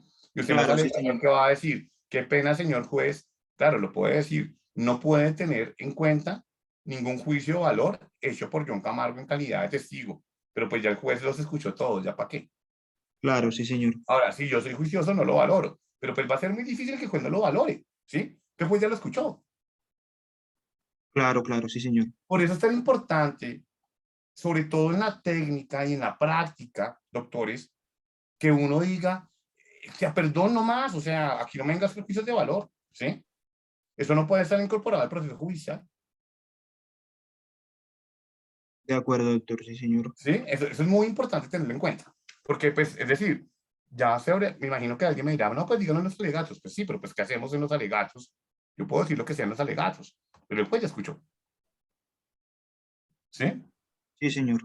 Ahora, lo que uno sí podría hacer como muy ágil es que, no sé, que en la sentencia el juez diga que de acuerdo a la declaración del señor John Camargo en calidad de testigo, se pudo evidenciar de manera concluyente de acuerdo al dictamen por él proferido, pues claramente hubo una valoración errónea de la prueba, porque al testigo no se le permite hacer juicios de valor. Eso ya es diferente. Pero miren el Claro. problema en que nos vamos a llevar por, digamos, no objetar eso. Espero haberle dado respuesta a su pregunta. Sí, señor. Muchísimas gracias, doctor. Doctora Juliana. Doctora Juliana. Doctor Juan Celi, cuénteme. Doctor Juan, ya le abrimos el micrófono. Jefferson me ayuda con el micrófono, el doctor Juan Celi. Listo, doctor Juan, ya se abierto su micrófono. Doctor, sí, me generó una duda el tema de la anterior pregunta. En todo caso, si no se objeta ese testimonio en la audiencia, cuando se haga el saneamiento de la misma, al final de la audiencia de pruebas, no queda saneado y el pronunciamiento, digamos, en la sentencia no sería tenido en cuenta, pues la carga de la prueba sería la carga del abogado de haber objetado durante el testimonio ya superó como esa etapa, ¿no le parece? O sea, ¿no quedaría saneado como tal esa valoración probatoria? Pues es que mire, más que quede saneado o no la valoración probatoria, doctor, ¿sí? Es que realmente lo que pasa en la audiencia es lo que uno como apoderado deje pasar, ¿sí? A usted que es lo importante, que es que se sanee o que no lo haya escuchado el juez. ¿Qué termina siendo como lo relevante? Que no lo escuche el juez para que no lo tenga en cuenta. Exactamente, ¿sí? Porque usted me dice, o sea, pensemos, estamos tratándose entre personas, ¿sí? Entonces, yo dejé hablar a Pepito Pérez lo que sea. Y usted luego me va a decir, sí, ojo, él no puede sacar juicios de valor, no lo puede tener en cuenta. Es inexorable que yo ya sacar una conclusión con base, o digamos, si el relato era lógico, era estructurado, tenía argumentación de vida y demás, va a ser casi que lógico que yo saque conclusiones a partir de ahí, independientemente del juicio de valor que yo vaya a hacer, de la valoración probatoria que yo vaya a hacer después. Por, discúlpenme, doctores, por eso es que es tan importante que ese manejo de objeciones se hagan en la audiencia. Y que yo no deje pasar ni preguntas que tiendan a sacar conceptos del testigo, ¿sí? Y además, ahorita vamos a ver si nos alcanza el tiempo, bueno, sí, espero que sí nos alcance, porque yo tengo que objetar de manera correcta y en oportunidad las preguntas, ¿no? Porque la manera que yo sepa a qué va la pregunta, o que yo pueda parar al testigo antes de la pregunta, o parar al testigo una vez formulada la pregunta, pues en esa medida efectivamente pues va a surtir efecto mi estrategia de defensa. Pero en la medida que yo deje al otro que diga lo que quiera y lo que caiga en cuenta, uy, se me olvidó que el testigo no puede hacer juicios de valor, pues ahí sí yo digo, ¿ya para qué? ¿Sí? Porque lo demás simplemente se va a caer en la forma, pero pues a mí, sobre todo en este tipo de procesos y cuando hablamos de pruebas de carácter subjetivo, como en la prueba testimonial, a mí me parece que pues, lo que quedó, quedó, ¿no? Pero pues esa es como mi visión, doctor. Entonces, no sé si te atendía su consulta, su pregunta. Sí, doctor, muchas gracias. Ok, doctor Juan. Bueno, entonces obviamente con este resumen que les voy a pasar ahorita en este cuadro, yo creo que ya lo están pudiendo ver algunos, si lo pueden ver, pues nos va a llevar a mirar cuáles son las diferencias realmente entre un testigo, cualquiera que sea, y un perito. Miren, el testigo, como lo dice acá el cuadro que les traje aquí en resumen, aporta al proceso su saber individual, ¿sí? El que sabe. Mientras que el perito siempre aporta la opinión que está sustentada en lo que otros saben, ¿sí? ¿Por qué? Porque lo que otros saben, porque obviamente es su opinión sustentada en una ciencia, técnica o arte. Su opinión. Fíjense que el testigo aporta un saber. El perito aporta opiniones. Mire que en este caso sucede algo particular con el testigo de oídas, que uno dice, el testigo de oídas es de escaso valor, es de valor relativo, como se los expliqué anteriormente, pero mire que el perito, al igual que el testigo de oídas, él sabe por el conocimiento de otros, por lo que han descubierto otros, por la praxis que han llevado la lógica de otros, ¿sí? Pero el perito es de gran valor, ¿sí? Porque obviamente el valor del perito radica cuando emita o profiera su propia opinión respecto de los hechos para los cuales fue llamado. Los hechos preprocesales determinan que una persona sea testigo o no, ¿sí? Es decir, hablamos de pasado. El perito no tiene relación histórica con los hechos del proceso. El perito aparece luego. El testigo no es fungible. Yo no puedo decirle al juez, venga, cambie un testigo técnico por otro, un testigo común por otro, y demás. No es fungible. O es John o es John. ¿Sí? El perito es fungible. Yo puedo cambiar al perito dentro del proceso judicial. ¿Sí? El testigo siempre declarará sobre hechos pasados en su gran mayoría y en algunos casos sobre hechos presentes. Mientras que el perito va a declarar o emitir juicios de valor sobre hechos pasados, presentes y futuros. ¿Por qué? Porque obviamente hay una emisión de juicios de valor. Y miren que el testigo simplemente, yo creo que lo más importante es esto, que el testigo simplemente narra hechos, narra circunstancias. Si es un testigo técnico, narrará procedimientos, narrará praxis, ¿sí? Pero ojo, el perito a mí no me narra hechos, el perito es perito porque emite juicios. Entonces creo que con este cuadrito de repente nos queda más claro cuál es el límite entre unos y otros, ¿sí? En todo caso, pues van a tener su presentación y cualquier duda, pues yo estaré desde la agencia presto a responder cualquier inquietud que tengan sobre el particular. Ya pasando por esto, estoy tratando como de mirar un poquito que no quiero como perder. La doctora Juliana y el doctor Juan tienen preguntas o dejaron las manos levantadas, que quiero saber porque no quiero pasar por alto eso. Doctora Doctor, Juliana, sí, sí, dígame. sí, señor. Qué pena, es que no se me activó ahorita Tranquila. el micrófono. Doctor, aprovechando su conocimiento, quisiera saber, ¿qué puedo, digamos, aparte de evidenciarlo dentro de los alegatos de conclusión, cómo se puede, digamos, o si bien, bueno, tuve un proceso, ya hicimos el tema de controvertir el dictamen pericial, pero pues digamos, esta persona que realizó el peritaje, en la conclusión, digamos, en lo que expuso dentro de su sustentación, llegó a unas conclusiones totalmente diferentes a las que se incluyó dentro del documento que se aportó como dictamen pericial. Ajá. Entonces, no sé qué me puede recomendar. Pero esa inducción sí la tiene que usted poner de presente en los alegatos de conclusión, ¿o no? Sí, Que el dictamen pericial no se puede concluir tal cosa porque el juicio de carácter inductivo, ¿sí? Al que llegó el perito no es lógico, digamos, con los supuestos que planteó dentro de su dictamen pericial. Ah, ok, perfecto. Ahora, si el juez le da una valoración errónea a la prueba, pues digamos que usted va a tener obviamente el elemento para apelar, ¿sí? Pero pues en el único punto que usted, si usted ya controvertió el dictamen, ¿sí? Obviamente, eso es lo que usted me tiene que llevar a los alegatos de conclusión, ¿sí? Recordemos que los alegatos de conclusión básicamente, o sea, es decir, mientras que yo en la contestación de la demanda hago un juicio de carácter deductivo de un supuesto fáctico y un encuadramiento jurídico, yo en lo que hago en los alegatos de conclusión claramente no están para que, perdón, yo sé que ustedes saben más que yo eso, no están para que me repitan la contestación, es para que ustedes propicien un juicio de carácter inductivo o una valoración de carácter inductivo que lleven al juez a ese esclarecimiento de la verdad a través de la valoración de los medios de prueba aportados al proceso.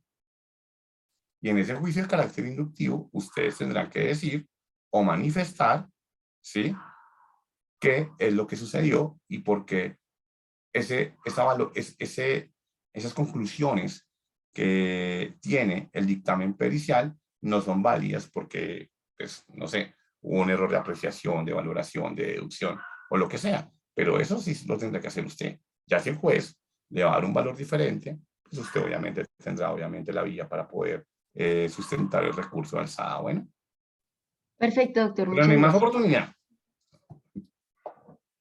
Bueno, entonces sigamos, doctores.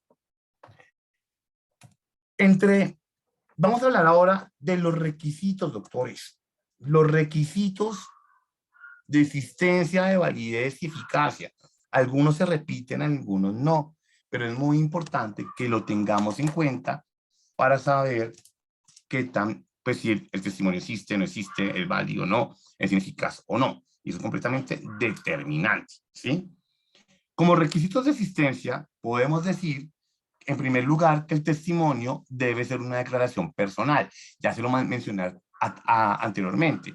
Eso significa que está prohibido de cualquier manera, doctores, ¿sí?, que el testimonio se efectúe por delegación, mandato, por intermedio de un apoderado, por un representante legal o convencional, por el que ustedes quieran.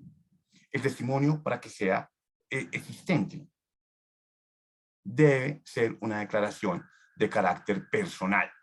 Ya se los dije en la primera parte de esta charla, debe ser la declaración de un tercero. No tendría lógica, y ya lo vimos en todos los escenarios, y sobre todo en el caso que nos puso el doctor acerca de la declaración extrajuicio, que vimos que era una declaración de parte, no era una declaración de tercero. Para que sea testimonio, debe ser una declaración de un tercero. Es decir, el testigo en sentido estricto no puede ser parte del proceso.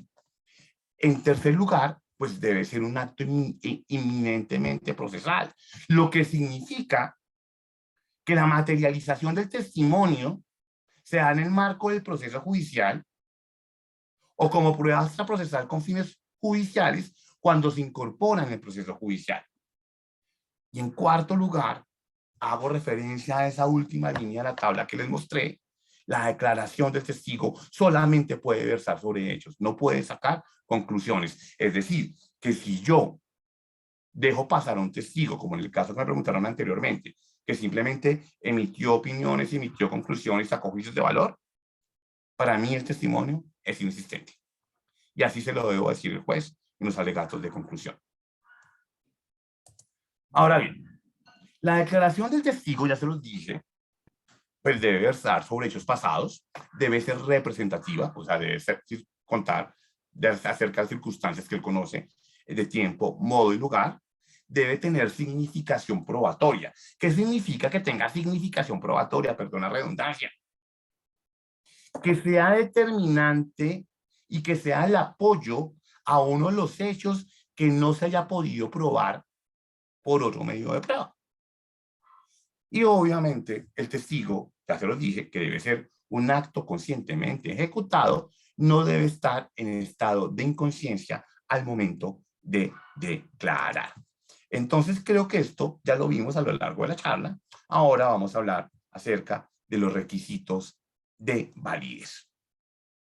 Lo primero que podemos decir acerca de los requisitos de validez es que el testimonio siempre se debe contar, doctores, de forma legal, ¿sí? Solamente puede ser citado quien lo rinde, no más, ¿sí?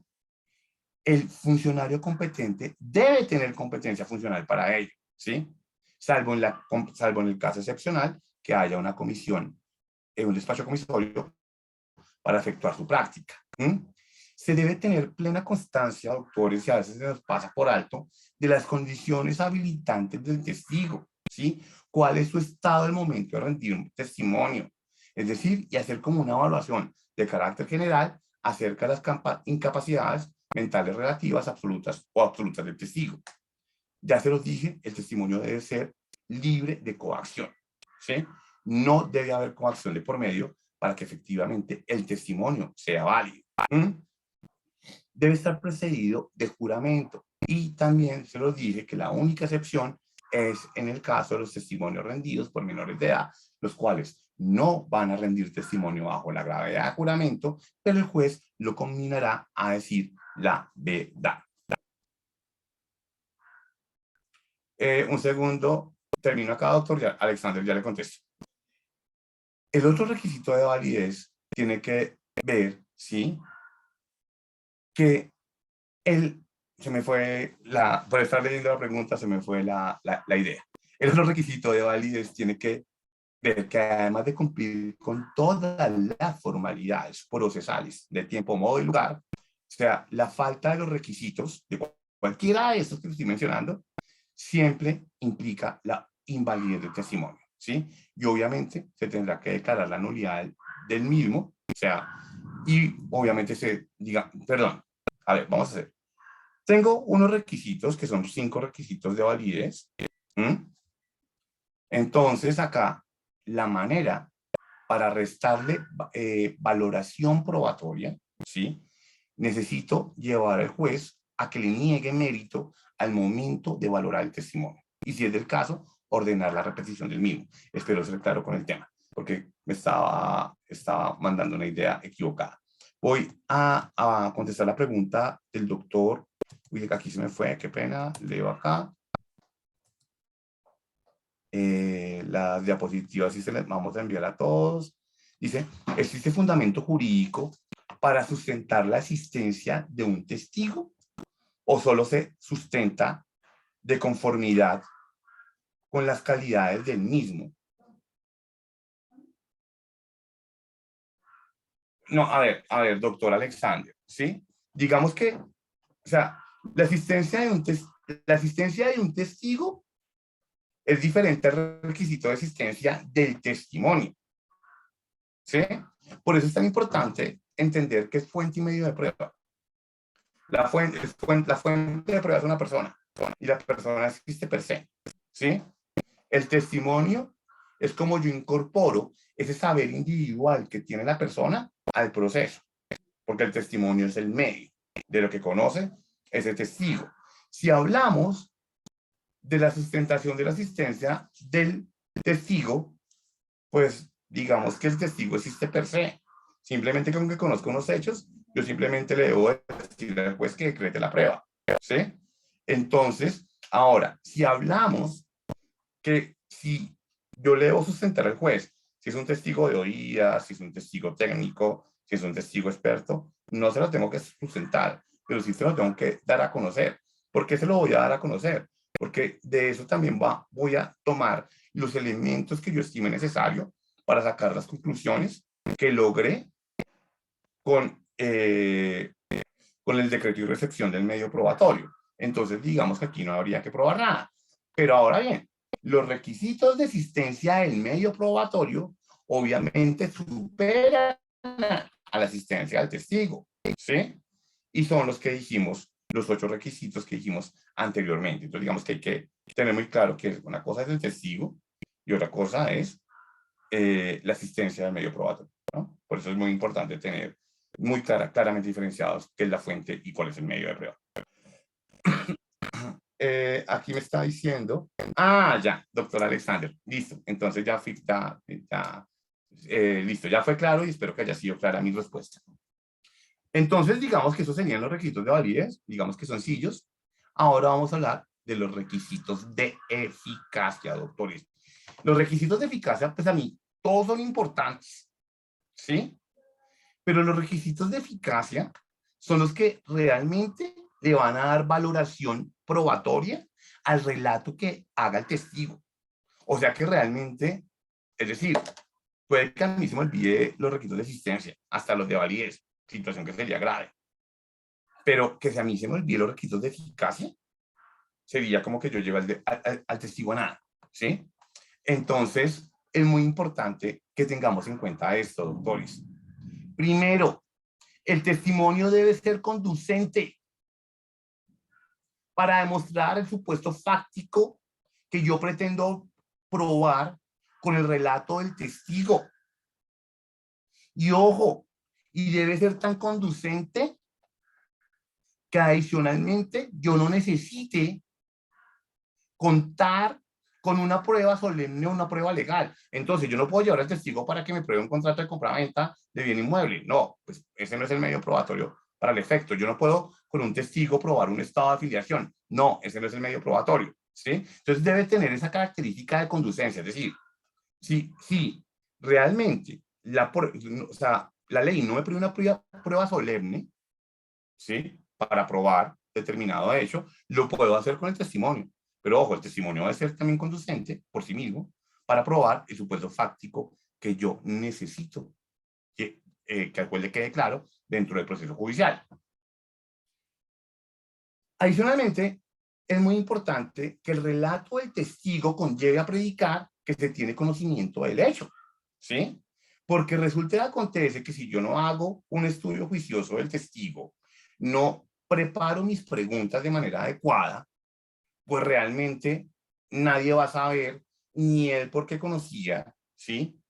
Por qué estaba ahí y por qué predica que tiene conocimiento del supuesto fáctico que yo pretendo probar con él. Entonces, claro, si yo, en el interrogatorio, si yo no logro encuadrar que el testigo tiene conocimiento de los hechos, pues obviamente pues va a tener, el testimonio va a tener una total ineficacia. Importante que se evalúen porque el testigo debe tener unas condiciones físicas y psicológicas que permitan, ojo, ¿sí? Dar cuenta de lo que él relata. ¿Qué quiero decir con esto? ¿Sí? Que uno tiene que ser, y realmente puedo utilizar un término muy coloquial, uno tiene que ser vivo, ¿sí? O sea, ustedes, no sé, yo creo que a veces me ven como con los ojos más chiquitos de lo que los tengo, y es porque trato de leer las letras del chat que son así de chiquitas, pero quien me conoce saben que yo uso gafas. Siempre uso gafas, ¿sí? Y si yo me presento y de repente digo que yo vi a 10 metros a 100 metros de distancia tal cosa, alguien puede decirme qué pena, pero no lo puedo ver porque bla, bla, bla. O sea, es decir, porque mi condición física no me lo permitía. En el tema, en el tema del oír, ¿sí? Si yo veo que el testigo ni oye bien lo que yo le estoy preguntando y él va a decir que escuchó porque estaba en el cuarto al lado algo, pues claramente ya ahorita le contesto la pregunta, alguien no tiene nombre, pero ya le contesto la pregunta. Entonces, digamos que claramente no tendría esa condición física para hacerlo, ¿sí? O cuando el testigo me cuenta, es que yo salí corriendo porque oí un grito y de repente veo que anda en muletas, o de repente veo que no puede caminar, y ahí yo puedo preguntar, señor John Camargo, ¿usted de hace cuánto tiene ese problema en las piernas? Bueno, lo que sea, como yo lo vaya a manejar. Entonces, digamos que eso es muy importante que yo realmente actúe y entienda que al frente mío está una persona que me van a narrar unos hechos que son determinantes del proceso, pero que obviamente la percepción él la tomó con los órganos de sus sentidos. Entonces a mí no se me puede olvidar nada de eso. Mire, doctores, es tan importante, ¿sí? Que digamos en el derecho anglosajón, perdón, no sé si me ven bien ahí, me agarré un poquito en la cámara, en el derecho anglosajón, muchas veces las empresas o los grandes bufetes de abogados, una persona es la que lleva el proceso y muchas veces otra es la que interroga. ¿Por qué pasa eso? ¿Sí? Porque es que obviamente aquí entra un juego psicológico, un juego de sacar la verdad, un juego de evitar que me mientan, un juego de entender si el testigo va con un guión prehecho, ¿sí? Cómo se lo logró desvirtuar y demás. Entonces realmente esto requiere una habilidad muy, muy importante. Yo creo que la comunidad jurídica, si mal no estoy, le contó la doctora María Jimena, que para el segundo semestre de este año vamos a sacar un curso acerca de técnicas de interrogatorio y contrainterrogatorio. Obviamente no es esta clase, ¿sí? Porque si no, pues, nos demoraríamos 1000 horas más. Entonces creo que es importante que tengan eso en cuenta, que más allá que yo me sepa la teoría o que yo me lleve unas preguntas, la técnica exige que yo entienda que al frente tengo una persona igual que yo, ¿sí? Con sentimiento, con frustraciones, con problemas físicos o no con problemas físicos, ¿sí? Y que esa persona es la que le va a llevar a través de su relato el conocimiento del juez. Entonces es vital que yo esté muy concentrado en cada cosa que suceda en la prueba testimonial. Hace poco leía un artículo, porque mucha gente me decía, sobre todo desde hace 2 años con esta pandemia, me decía que el principio de inmediación se perdió con las audiencias virtuales. Hace poco leí un artículo en un juez donde dice, jamás, yo estoy tan concentrado en lo que está diciendo el testigo, que sé efectivamente cuando me apagan la cámara, sé cuando me la prenden, porque es que realmente uno ya se volvió extremadamente dinámico con ese tipo de circunstancias. Es lo mismo cuando yo dicto clase y de repente todos tienen la pantalla prendida. Yo sé quién está poniendo atención, quién está en Facebook, quién está viendo lo que no toca, quién está escuchando música, quién no me está escuchando a mí, porque obviamente ese tipo de relacionamiento hoy en día pues nos hace ser mucho más ágiles y hábiles para obviamente interrelacionarnos a través de estos medios digitales. Me pregunta, aquí pues no voy a decir el nombre, me pregunta un doctor o doctora, que la conducencia puede ser el testigo en una diligencia de inspección judicial. Pues no, porque es que fíjese que es que ahí, no, ahí el testimonio, ahí el testigo no sería conducente, porque es que la inspección judicial, ¿a qué lleva? O sea, recordemos que el testimonio es una prueba indirecta, la inspección judicial es una prueba directa, porque es el juez que se va a formar la propia percepción de lo acontecido a través de ese medio de prueba. Entonces, digamos que aquí es muy importante tenerlo en cuenta. Entonces, bueno, asimismo, porque ya les hice un paréntesis muy largo, pues yo también debo determinar cuál es la capacidad de memoria del testigo, ¿sí? Si ustedes ven cuando les preguntan los generales de ley que el testigo escasamente se acuerda de su fecha de nacimiento, ¿sí? O de su número de cédula, o no se acuerda si es soltero o es casado, pues básicamente usted sí puede decir qué pena, o sea, usted cómo va a recordar con tanta exactitud que el 18 de abril del año 1995 yo vi en la esquina de la calle tal, con calle tal, tal cosa. No, o sea, entonces es muy importante siempre estar muy concentrado en todo lo que dice el testigo, porque es que esa capacidad de memoria realmente sí va a afectar esta valoración que yo le dé a la efectividad del testimonio. Entonces es vital, ¿sí?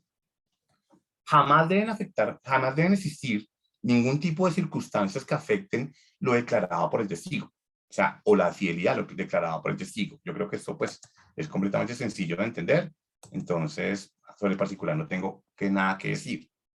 Algo muy importante, doctores, el testimonio debe cumplir con la razón de dicho. ¿Qué es la razón de dicho? Que el testimonio cumpla con la razón de dicho no significa otra cosa que yo logre mostrar en el marco del proceso judicial cuál es el conjunto de hechos y circunstancias por los cuales el testigo conoce el supuesto fáctico por lo cual yo lo traigo al proceso judicial. Palabras más, palabras menos. Él sí me tiene que dar cuenta por qué estuvo ahí, por qué escuchó, por qué vio, ¿sí? Porque si realmente la razón de dicho no va acorde o no tiene relación o no tiene conexión o nexo de causalidad con su relato, pues obviamente no va a tener eficacia probatoria dicho testimonio, ¿sí? Yo no puedo decir que es que yo vi el choque y me decía, ¿y usted dónde estaba? En Cartagena, pues claramente, no lo pude ver. Entonces digamos que yo pongo ejemplos sencillos y exagerados, pero es para hacer más dinámico esto. Pero obviamente en la práctica yo sí tengo que ver que efectivamente la persona que me cuente el supuesto fáctico por el que yo pretendo probar, y hablo de supuesto fáctico porque no me van a narrar por de la demanda, recordemos que es un máximo de 2 testigos por hecho, hay un límite también al número de preguntas, ¿sí? Pues yo tengo que extraer lo primero que tengo que decir, ¿usted por qué conoció tal circunstancia? ¿Qué lo llevó a conocer tal hecho? ¿Sí? Porque si no me dice eso, pues voy a quedar perdido y obviamente va a restar eficacia probatoria porque realmente simplemente va a quedar con un relato que no sabemos de dónde lo tomó. Es muy importante, y pues también en este punto, que el testimonio no presente contradicciones, doctores, ¿sí? Entonces, obviamente, digamos que eso sí también depende de la técnica, que yo pueda, pues, es decir, jamás, y eso nunca lo vayan a hacer, repetir lo que preguntó el juez, repetir lo que preguntó la contraparte, demás, no, ¿sí? Pero yo sí puedo jugar con una técnica que me permite, digamos, utilizar argumentos contrapuestos para saber si efectivamente él o no me está diciendo la verdad. El testimonio jamás puede versar, doctores, sobre una imposibilidad jurídica. Sencillo, ¿sí? Pues no me pueden llevar un testigo para que me pruebe algo sobre lo cual, o para que me relate algo sobre lo cual ya asistió cosa juzgada, ¿sí? Hay una presunción en derecho en contrario respecto a lo que la persona vaya a declarar, ¿sí? Y ojo con esto, que lo declarado jamás pueda exceder el objeto propio del testimonio, ¿sí? Por eso es mi recomendación en el marco de esta clase. Jamás dejen, ¿sí?, que el testigo emita o conecte juicios, ¿sí? Él simplemente hace una declaración de hechos, pero no hagan que emitan juicios de valor, ¿sí? Entonces es muy importante eso. Voy a leer la siguiente pregunta, un segundo. Acá, un segundito. Me estaban preguntando, uy, ya cómo se pasa el tiempo de rápido. Es que a mí me encanta esta clase, entonces yo creo que hablo más de la cuenta. En una prueba de filiación, el registro civil de nacimiento, pero en procesos por sustitución pensional, el pensionado fallecido reconoció al nieto como hijo, quien pide la pensión de sobreviviente. En la investigación administrativa, tenemos testigos vecinos y parientes que dicen que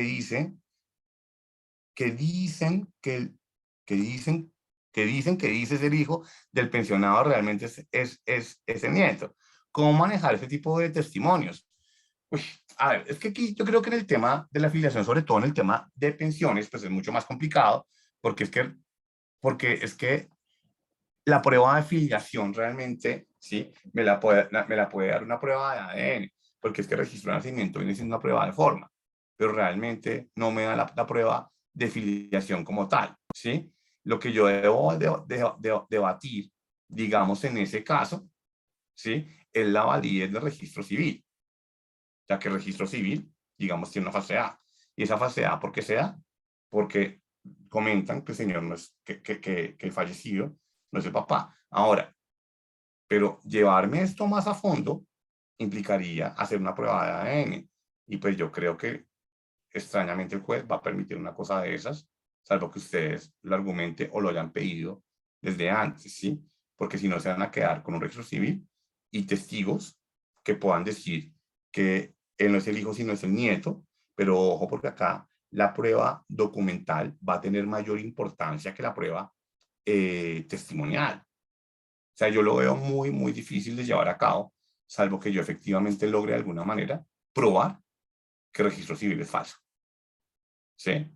Entonces, creo que acá hay que hacer una conexión con todos los medios probatorios. Pero realmente, pues yo no pruebo la afiliación únicamente con el con el registro civil. Claro, es una prueba solemne para demostrar ese grado de consanguinidad. Pero usted lo que está debatiendo es que él no es el hijo de él. Y obviamente quiere revocar, o sea, es decir, está poniendo en entredicho el registro civil con una prueba de carácter testimonial, y yo creo que la prueba de carácter testimonial no sirve para tal fin. La verdad, no, yo no le daría valoración alguna. Continuemos. Ahora vamos a hablar, lo que nos quedan, un poquito de tiempo. Doctores, inhabilidades para rendir testimonio, pero vamos a hablar de tachas de sospecha y tacha de testigos. Lo primero que les quiero decir acá, ¿sí?, es que por favor jamás me vuelvan a decir, ¿sí?, que van a tachar de sospechoso a un testigo. Digo tachas de sospecha porque hay motivos de sospecha, ¿sí? Porque obviamente hoy tenemos tachas de imparcialidad, ¿sí? Yo puedo tachar de imparcial el testigo. Pero obviamente esto se decanta en unos motivos de sospecha. ¿Y cuáles son esos motivos de sospecha? Por favor, no vayan a caer en el error técnico, lo repito nuevamente, decir tacho es sospechoso el testigo. No, eso ya no existe, lo tacho es imparcial, ¿sí? Pero obviamente esa tacha de imparcialidad está apoyada o soportada en unos motivos de sospecha. Entonces, ¿cuáles van a ser esos motivos de sospecha, doctores? Primero, el interés presunto que pudiese tener el testigo en el proceso. ¿Cuál es ese interés presunto? No sé, porque la persona es testigo, la persona involucrada como parte procesal es testigo en un proceso que lleva el mismo testigo, ¿sí? El parentesco, una enemistad grave o amistad íntima, una dependencia económica del testigo, el carácter de apoderado defensor de alguna de las partes, los antecedentes deshonestos del testigo, y ojo con esto, la habitualidad de declarar. Porque es que resulta que ya tenemos personas, ¿cuál es su profesión? Profesión, testigo. Entonces, obviamente, si le llevamos esto probado al juez, podemos obviamente tachar el testigo de sospechoso. Ahora, esto también pues, se tiene que ver, sobre todo en el marco del proceso que estamos hablando. Porque habitualmente pensemos en procesos de carácter laboral, ¿sí? O en procesos, digamos, de contractualidad. Habitualmente los contratistas demandan, y pues, digamos, yo en calidad de contratista soy testigo de mi compañero que pasó por las mismas circunstancias y mi compañero es testigo mío, porque los dos vivimos las circunstancias. Pero ahí yo no puedo decir que porque, digamos, hay una conexión en las actividades porque estuvieron relacionadas, yo no puedo ser testigo de él. Sí puedo ser testigo de él, que yo vaya a ser sospechoso o que yo vaya a ser imparcial, no necesariamente. Porque entonces, ¿él a quién trae? Pues él tiene que traer a la misma persona que le conste, no va a traer el jefe. O sea, entonces digamos que tenemos que ser muy, muy sutiles como manejamos de temas, porque obviamente podemos perder mucha seriedad en el momento de la declaración. En el tema de inhabilidad para rendir testimonio, ojo, digamos aquí hay un tema que a mí me falta ajustar esa presentación que tengo ahí, ¿sí? Porque digamos que fue declarado la primera parte inexequible. Obviamente el artículo 210 del Código General del Proceso pues establece quiénes son inhábiles para rendir testimonio. En cuanto a la imparcialidad del testigo, ¿sí? Pues claramente nos vamos a remitir al artículo 221 y ya se los dije, cualquiera de las partes puede tachar el testimonio de las personas que se encuentren en circunstancias que afecten su credibilidad o imparcialidad. Ojo, doctores, seamos serios en esto, ¿no? Entonces ya dijimos cuáles son los motivos de sospecha y esos mismos motivos de sospecha pueden llevar a que yo tache de imparcial ese testimonio. Entonces es muy importante que al manifestar la tacha yo diga las razones, obviamente, verdaderas y obviamente reales, en las cuales se fundamenta mi motivo de sospecha que me lleva a interponer la tacha, y el juez obviamente va a analizar eso al momento de fallar. Entonces, importantísimo. En el interrogatorio, doctores, que ustedes ya de manera juiciosa pues tomarán su clase en la comunidad jurídica del conocimiento cuando despleguemos nuestro curso virtual. Ay, aquí me quedé en la presentación. Cuando se tomen su curso virtual en materia de interrogatorio, que con seguridad va a ser de excelente calidad, pues tenemos que hacer acá unas precisiones muy, muy importantes. La primera precisión que yo quisiera hacerles es que efectivamente el juez va a rechazar, 1, las preguntas inconducentes, 2, las preguntas que son impertinentes, 3, las preguntas superfluas. Y habitualmente, por no llevar bien preparados los testimonios, caemos en ese problema, en que nuestra pregunta sea una repetición de un hecho que ya está aprobado en el proceso, de un hecho que no se iba a debatir en el proceso, o que le estemos preguntando lo que ya le preguntó el juez o lo que le preguntó la contraparte. Lo vuelvo a decir. Jamás puedo tener preguntas que tiendan a provocar conceptos del declarante. Por lo mismo, doctores, porque es que el testimonio del declarante, convocante, del declarante, por lo mismo, doctores, porque el testigo no está llamado a rendir ninguna clase o no le está dado emitir juicios de ningún juicio de valor, ¿sí? Y tampoco podemos tener preguntas de carácter sugestivo. Entonces, cuando uno quiere ver esto, lo podemos llevar, digamos, me quedan unos 10 minuticos, vamos a cerrar con esto, con que tengamos en cuenta, digamos, un tipo de manejo de objeciones en materia del testimonio. Y podemos pensar en esto, ¿sí? ¿Yo qué puedo objetar a la luz del Código General del Proceso, a la luz del Código artículo 219 y 220? ¿Sí? ¿Qué puedo objetar? Uno, una pregunta compuesta. ¿Qué es una pregunta compuesta? Recordemos que el artículo 219 del Código General del Proceso nos dice que yo solamente debo preguntar una pregunta sobre un hecho. O sea que si yo formulo dos preguntas o acudo dos preguntas, ¿sí? En una sola, pues obviamente digamos que yo puedo formular una objeción por ser una pregunta compuesta, donde mi sustento normativo va a estar contemplado en el artículo 219 del Código General del Proceso.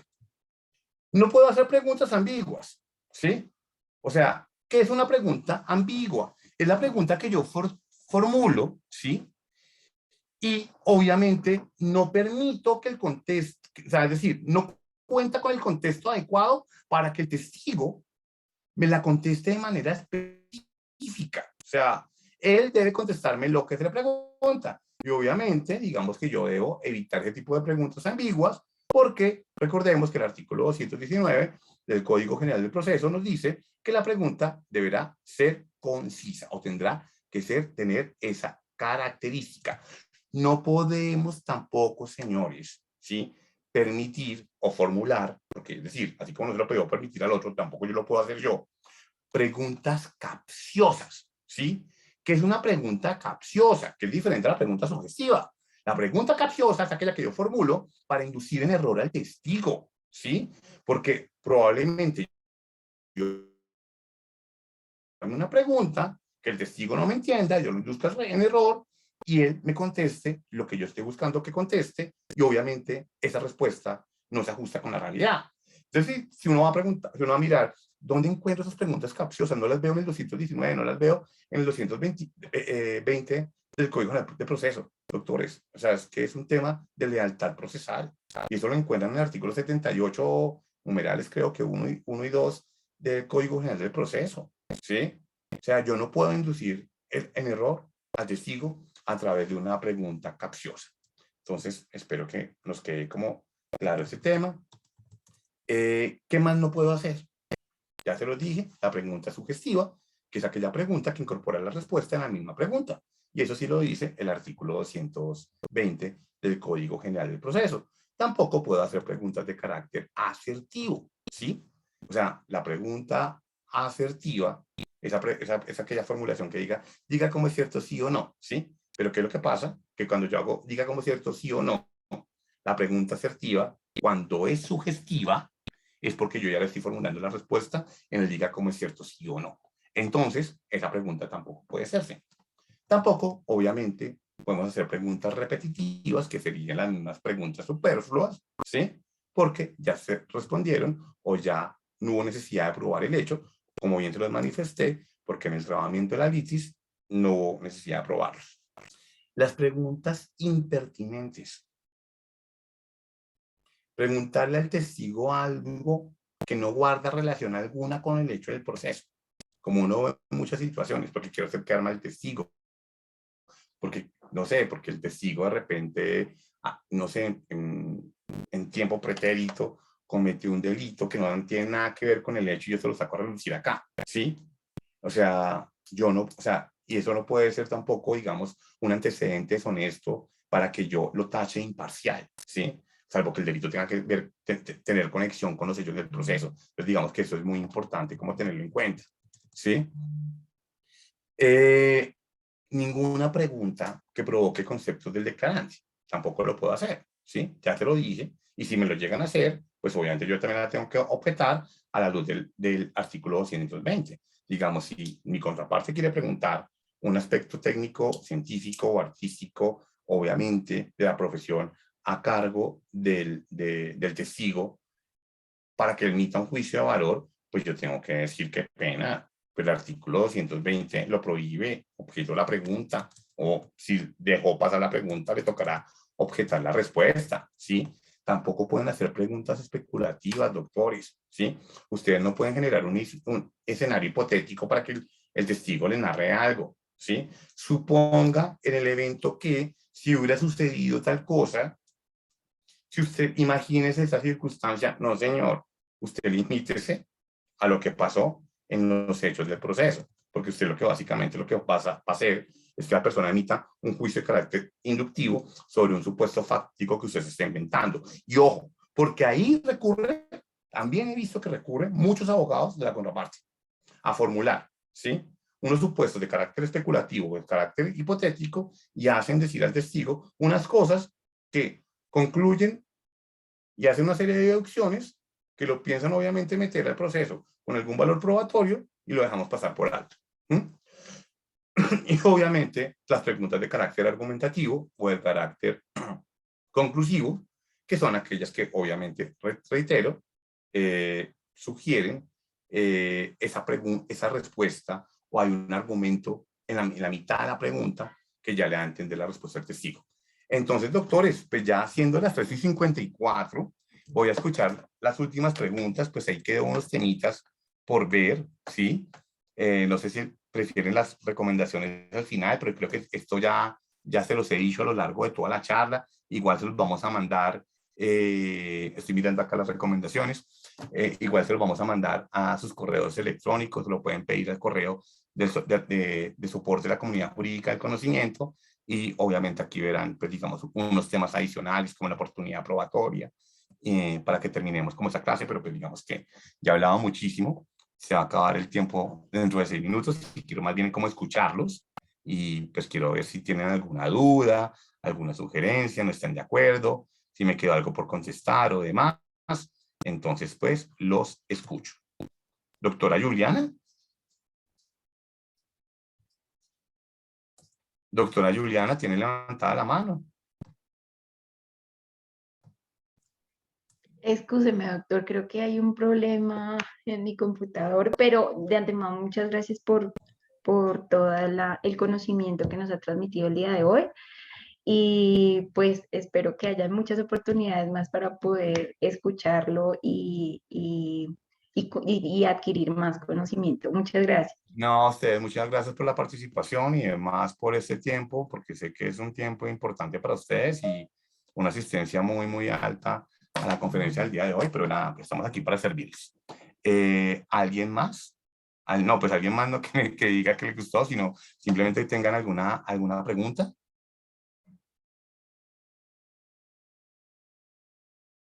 Ninguna pregunta. Uy, ojo, se me diga, doctora Catalina, me está preguntando que cómo se remunera a los testigos. Los testigos no tienen ninguna remuneración.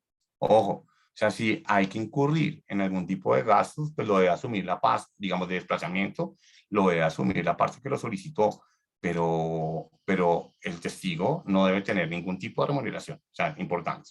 Me parece como importante tener eso muy claro. Uy, aquí me pasó algo por el chat. Gracias, gracias, gracias, gracias, gracias, gracias. Y creo que contesté todas las preguntas. Doctores, entonces siendo las 3:56 de la tarde, les deseo un feliz resto de tarde.